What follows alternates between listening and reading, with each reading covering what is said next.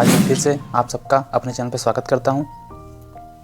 आज से मैं एक नई श्रृंखला शुरू करने वाला हूं, जिसमें मैं रोज़ की समस्याओं के बारे में बताऊंगा जो आम जनमानस से संबंधित होगी। जो हमारी आम पब्लिक है वो हमेशा मुझसे पूछती रहती है कि बिल कैसे देखते हैं, बिल कहाँ जमा होता है, बिल का रेट क्या होता है, टैरिफ कैसे डिसाइड होता है, मीटर में कैसे रीडिंग देखते हैं, हमारे घरों में बिजली कैसे आती है, लाइनमैन कैसे काम करते हैं, और फॉल्ट होने पर किस नंबर पर फ़ोन करें, घर में कोई समस्या है तो किस नंबर पर फ़ोन करें, और तरह तरह की अन्य समस्याएं जो होती हैं हमारी जो डेली बेसिस पे होती हैं, उसके बारे में मैं अपने इस सीरीज़ में बताऊंगा। यदि आप मेरे साथ जुड़े रहेंगे तो मैं ऐसे ही रोज़ नई नई जानकारी लेकर आता रहूँगा। आज मैं बताने वाला हूँ कि हमारे घर में जो बिजली आती है वो कैसे आती है। हमारे घरों में जो बिजली आती है, हमारे वो 33,000 की लाइन, जो हम गाँव में सुनते हैं कि 33,000 लाइन से हमारे बिजली घर पर लाइट आ रही है। फिर बिजली घर से जो 11,000 की लाइट होती है, 11 वोल्टेज होती है वोल्टेज, लेकिन गाँव में बोलते हैं 11,000 की लाइन है। तो 11,000 की जो 11 kV की जो वोल्टेज है वो हमारे ट्रांसफार्मर में इनपुट दी जाती है। समझ गए आप लोग। एक चीज़ और ध्यान रखना है, जहाँ भी 3 तार दिखें, जहाँ भी 3 तार दिख रहे हैं कि ट्रांसफार्मर में बुशिंग थोड़ी बड़ी बड़ी दिख रही है, यदि बुशिंग बड़ी बड़ी है तो इसका मतलब उधर HT साइड, हाई टेंशन की साइड है वो। यदि LT साइड देखेंगे तो थोड़ी बुशिंग छोटी होती है, या बुशिंग होती नहीं है, मतलब छोटी सी होती है बुशिंग टाइप की, लेकिन वो एक्चुअली बुशिंग हम ना कहें तो ठीक है देहाती भाषा में। हम सिर्फ आम जनमानस के लिए वीडियो शुरू किया हूँ, तो मैं टेक्निकल में ज़्यादा नहीं घुसूँगा, मैं सामान्य बातें करूँगा जो आम पब्लिक को समझ में आसानी से आ जाए। जो 11,000 की लाइन होती है वो हमारे ट्रांसफार्मर में आती है। हमारे ट्रांसफार्मर जैसे 25 kVA के हो सकते हैं, 100 kVA के हो सकते हैं, 63 kVA के हो सकते हैं, 250 kVA के हो सकते हैं, 400 kVA के हो सकते हैं, 630 kVA के हो सकते हैं। 63 kVA के सामान्यतः गाँव में नहीं होते हैं। जिन गाँव में लोड कम होता है वहाँ 250 kVA तक के ही ट्रांसफार्मर दिखते हैं।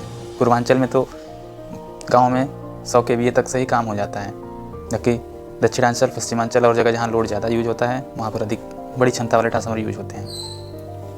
तो हमारे घरों में लाइट ऐसे आती है, पहले हम ट्रांसफार्मर में 11,000 वोल्टेज की लाइट देते हैं, फिर वो हमारे ट्रांसफार्मर जो है उसे 440 वोल्ट में कन्वर्ट कर देता है, जिसमें 3 फेज वायर होते हैं और 1 न्यूट्रल वायर होता है। यदि हमें घर में लाइट देनी होती है तो हम एक तार फेज पे जोड़ देते हैं और एक न्यूट्रल से, जिससे हमारी एक सर्किट कंप्लीट हो जाती है। सर्किट जैसे ही कंप्लीट होगी हमारे घर में लाइट आने लगती है। समझ में आ गया।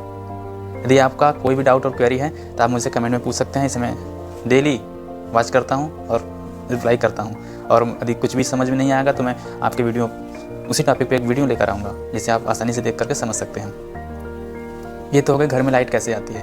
अब समस्या आती है, घर में तो लाइट आ गई, हमारे मीटर में लाइट आ रही है, नहीं आ रही है, डिस्प्ले ख़राब हो गया, ये सब चीज़ें नहीं समझ में आती हैं। इन सब चीज़ों के लिए आप बिजली घर से TG2 को या JE को कॉल करके बुला सकते हैं।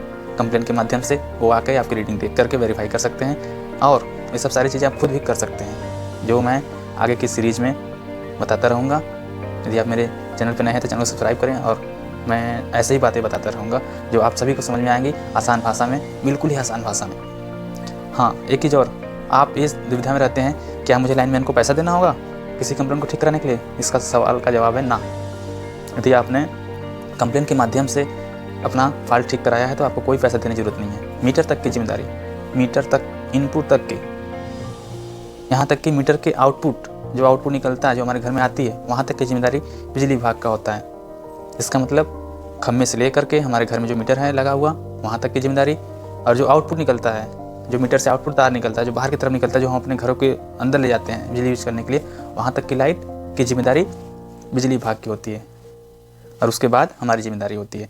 हाँ, एक चीज़ और, जो आप लोग पूछते रहते हैं कि कैसे कैसे कंडीशन में FIR हो सकती है, इसके लिए हमें एक चीज़ का ध्यान रखना होगा। यदि हमारी इनकमिंग केबल, मतलब जो खम्भे से तार आई है हमारे मीटर में, वहाँ तक यदि बीच में कहीं भी कट वगैरह मिलता है या आप बाईपास करके चोरी करते हैं तो सीधी चोरी में मानी जाती है। इस पर आपकी FIR भी हो सकती है। इसलिए आप ईमानदारी से बिजली का यूज़ करें और समय समय पर बिल भरते रहें। छूट का इंतजार बिल्कुल ना करें, क्योंकि छूट में हमेशा ब्याज ही माफ़ होता है। ब्याज कम से कम लगेगा। यदि आप हर महीने जमा करेंगे तो ब्याज की कोई बात ही नहीं होगी। इसलिए हर महीने अपना बिल जमा करें। खुश रहें, प्रसन्न रहें। धन्यवाद। यदि आप मेरे चैनल पर नए हैं तो ऐसे ही प्यार बनाए रखें और चैनल सब्सक्राइब करें। वीडियो को ज़्यादा से ज़्यादा शेयर करें, ताकि और बाकी लोगों को जिसकी जानकारी नहीं है इन सब सारी चीज़ों की, इसके बारे में जानकारी हो जाए। Thanks for watching. Thank you.